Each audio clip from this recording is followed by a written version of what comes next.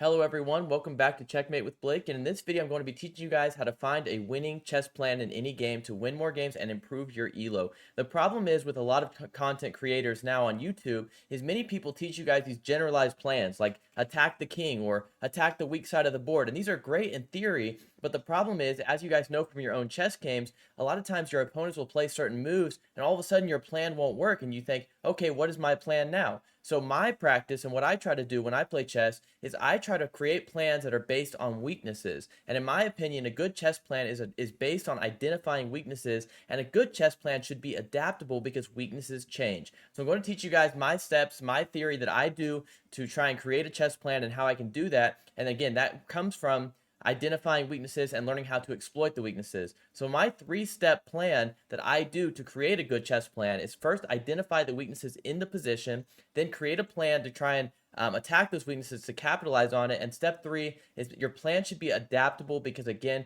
the weaknesses change. We'll go ahead and get started in this video. Before I do, I just want to briefly say if you want to support the channel, we have channel memberships you guys could do. I'd love to have you guys join those.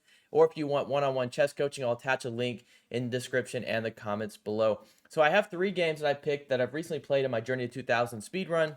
And in each of these games, we go from a weaker, more obvious plan. So the first one will be very obvious to you guys. It'll be like based on an aggressive opponent, how we can find those plans. And then these will become more challenging as we progress. So the third one, of course, will be very hard to find a plan, but I'm going to walk you guys through it, through my steps and my process. So in this game, they play the move d5. We go down my ready gambit, and they play this move knight d7. Now, immediately, you should notice there's a weakness to knight d7. Every move has a strength and a weakness, and I want to teach you guys that in this video.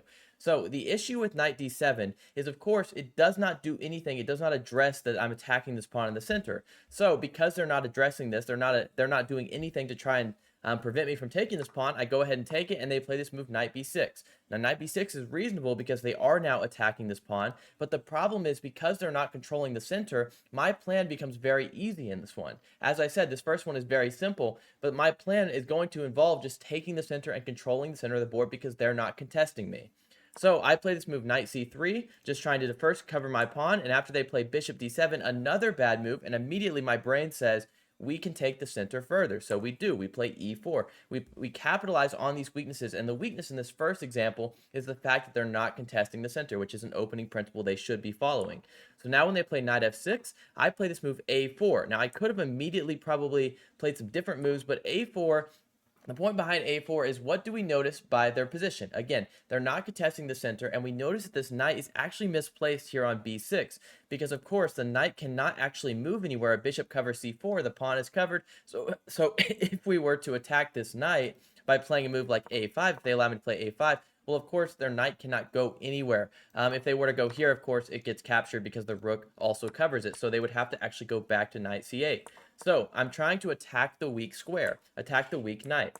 They play this move knight g4, another terrible move. It's a big mistake. You can notice the engine shooting up. We're up 4.52 because now we can, again, as I said, kind of push this knight around. They go knight c8, and now we play h3, again, pushing their pieces around because they're not contesting the center of the board. So in this first one, as I said, it's very simple. It's easy to follow because they're breaking all these opening principles, which is allowing us to easily capitalize on their weaknesses, and our plan is very straightforward. Now we play this move d4. We're going to attack this knight here with our bishop, and we're also taking the center. We're doing a lot of things with this move. Now they play this move f5, another bad move. It says it's a good move. It's really not a great move because now we take here, and after they capture it back, here I want you guys to kind of test yourself. There is a plan that you should create immediately by noticing the weaknesses in their position. Now this one, what you notice, there's a very common idea. When this king is like this, you can checkmate this king very simply. For example, if we played knight d2 and they play a random move, notice this is actually going to be a checkmate. So my brain immediately is thinking, how can I exploit these weak light squares? Now, this was a 3-minute blitz game. I actually went wrong because I noticed another plan. I missed actually this move knight e5, which is the best move in the position to set up this checkmate threat. But I went with this idea e5 because what I noticed is actually that their bishop will be trapped after we play this move e6. Notice they cannot move anywhere in the position. So their bishop would be trapped, and my brain is telling me to attack. My brain is telling me to attack their side of the board because of all these weaknesses they have on their position. Surely we can create a strong attack by noticing how misplaced their pieces are and allowing us to actually play this move wanting to play the move e6. They play the move e6 themselves, but I take and I play d5. And the reason I do this, again, is because, of course, if they go back to bishop d7, their bishop will be trapped after this move. So instead, they play this move bishop g8, and our plan becomes even more straightforward. Because what do we notice about their position? Their knight is not on b8, which means that if we give a check right here, they have to block, right? Or most likely they'll block, and then we'll just take it, and they can't recapture, because if they capture back, we actually fork these two pieces. So we play this exact way, and they take on queen takes d1, and we're still threatening a discovered attack. They play this move a6. What do we notice about this position? There are weaknesses here, because now we can give away the bishop, because if they were to capture it, we would take and make a queen. Now, I know this one was very, very straightforward. This is actually the end of the game. We won right here. We're up 9.42. My opponent resigned in this position. Actually, I think they actually resigned right here. But like I said, this first one is very simple, very straightforward. It all becomes down to identifying weaknesses. Now, of course, like I said, this one was very easy because they didn't contest the center. They played these weird moves. They had so many weaknesses where we could just attack their pieces and just like wipe them off the board. Now, the second example here, as I said, it gets more complicated, and I think this one is actually a very great lesson. So they play down this, the King's Indian defense, and I played my standard lines here, and here they play this move e5. Now, my plan, what I identify in this position, is I want to make this bishop on g7 terrible. I want the bishop on g7 to be terrible because if I can make their bishop terrible, it's almost as if the piece is not in the game.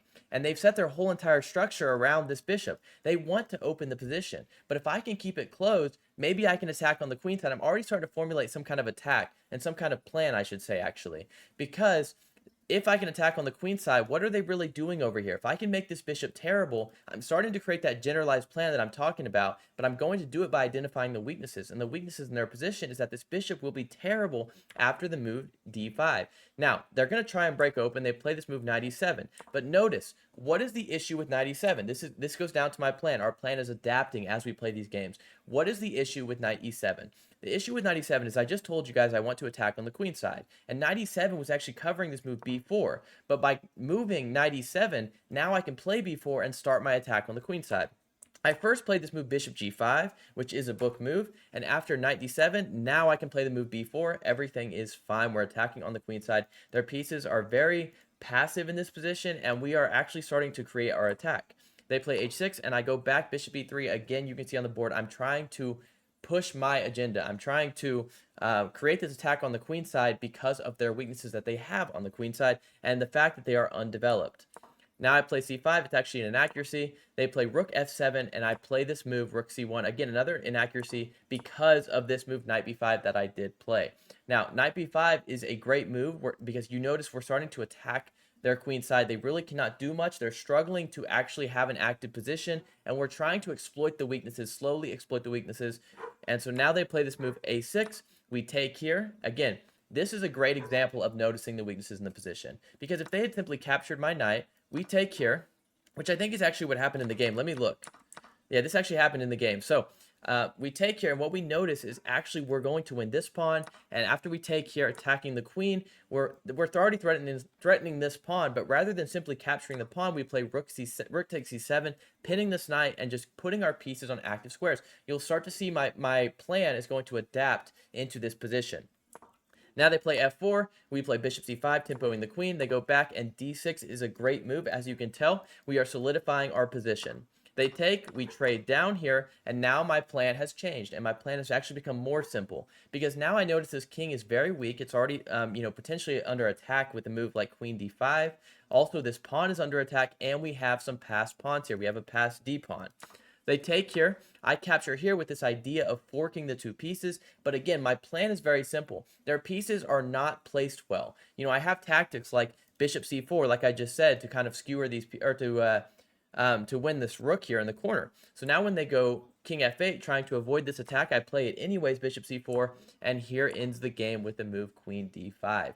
And again, all of these plans are just related to the fact that there are some incredible weaknesses in their position. When you notice their position is so underdeveloped and their pieces are not, they're all in these back two ranks. I mean, their pieces are very, very poorly placed. And because of that, you know that you have attacking chances, capitalize the weakness. And the move queen d5 capitalizes the weakness because we're threading a checkmate here and a checkmate here. So if they play queen f6 to stop this mate, this will be a checkmate. And likewise, if they go here, we will just take with the same exact ideas of checkmate. So it's very hard to kind of explain these ideas, to explain these concepts of finding a plan, which is why a lot of content creators, they make these generalized ideas like attack the king or do all this. It's harder in practice to actually explain it, which is what I'm trying to do for you guys. Please let me know what you think of it. This very last one, as I said, is the most challenging one to explain the plan. So we go down these lines and we have a trade. Now, this is why I say it's really, really hard in this position to come up with the correct plan because there's not a ton of weaknesses. Yes, we are attacking this pawn on b2, which is why they play this move knight f3. We develop, and when you don't have a good plan, which is why this one is very, very a good example, and why many generalized statements that creators make don't work is because you don't always have an obvious plan. So when you don't have an obvious plan, what you should do is develop your pieces, as I did, castle, and then wait for them to make a mistake. What I noticed, I would love to attack these pawns, and a move like knight d5 would seem like a good move, but the problem is the pawns are still covered. So instead, just develop your pieces, play rook f8, and now when they play knight bd2, we play knight d5, attacking both pieces, and here they play knight c4, which is a mistake, but it's hard to understand why it's a mistake. It's a mistake because their plan is very simple. They want to take my bishop, and after I take back, just kind of like mess up my pawn chain. But it's actually not a great plan for them because first of all, it's hanging this pawn. But more importantly, it's also going to open my rook up. So I notice this and I say, I'm okay with this. My plan adapts. My plan is now going to be to take this pawn, to allow them to take here, and to use this open file here. So I take, we go down this exact line, and they go bishop b2, just trying to activate their pieces. But again, there's weaknesses. Now, the first weakness you should notice would be something along these lines. You should notice that maybe I can get my rook on the second rank, attack this bishop, and start creating some attacks. But what you should notice first is that we can actually go here, give a check, and take this pawn. Now, they play knight e5. Their plan is also very simple. They would like to, if I were to make a random move, they would like to take here and actually mess up my structure even more and have a bishop that's somewhat strong. We actually, in the game, played a brilliant move. And the reason we did this, I noticed that we have a chance for a brilliant move. Our bishop is actually very strong. We would like to keep it. So we don't want to just simply give away our strong piece. Instead, what we would like to do is maybe give away this rook in exchange for these two minor pieces. So that's exactly what we do. We play a brilliant move, rook takes e5, and we're going to focus on piece activity. Now when we take here, they play this move rook f2, and what do we notice again by them opening up this a file? Now we give a check, the game ends shortly after, and my plan here, if I'm not explaining it well, is to focus on piece activity and to focus on putting my pieces on the best squares. Because what, we have 3 pieces against their 2. Now, you all will say, a rook is often worth maybe these 2 minor pieces. But so if you're going to play with these 2 minor pieces in exchange for a rook, make them really active and create some chances. So I'm trying to exploit some weaknesses. They play rook e1. I attack this pawn. They go rook b1. I take another pawn, and after this move rook f5, attacking my knight, I play this move knight d3. Now this plan comes from coordinating your pieces, and the game actually ends right here. I think my opponent resigned in this exact position, but the plan for this exact position was simply to take this pawn with a check. It's game over. I'm also attacking this here. I mean, they really have no ideas. And this one is a very good example because it's so hard to come up with a plan. And it shows why, if we just go back here, why like many content creators, when they just say attack the king, well, we cannot just simply attack the king. There's not an easy way to just attack the king and win the game. So instead, we wait for them to make some weaknesses. For example, they play this losing move, knight bd2. I was already had a slight advantage, but knight bd2 is a big mistake because now I attack both these pawns.